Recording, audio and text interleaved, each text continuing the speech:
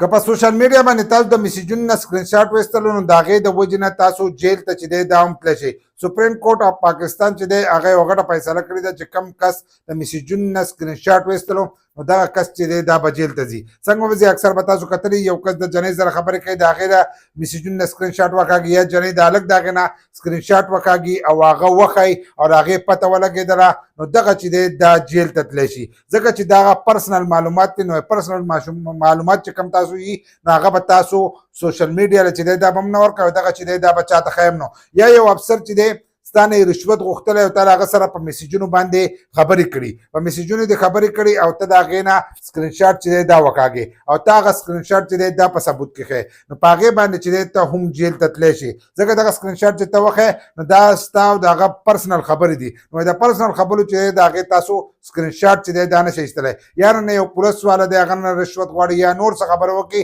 او ته وایې چې زه به دغه سکرین شاټ چې دی دا به وښیم او دغه کس چې دی دا به راګیر شي، نو د هغه نه مخکې چې دی ته وس جیل ته چې دی دا تللی شي، لکه د پرسنل خبرو چې دی د هغې ته سکرین شاټ چې دی دا نه شي ایستلی. نو تاسو احتیاط کوئ، داسې نه چې تاسو سکرین شاټ وکاږئ او تاسو وایئ چې دا به موږ د ثبوت په تور وښیو نو د هغې نه مخکې چې دی تاسو جیل ته چې دی دا تللی شئ.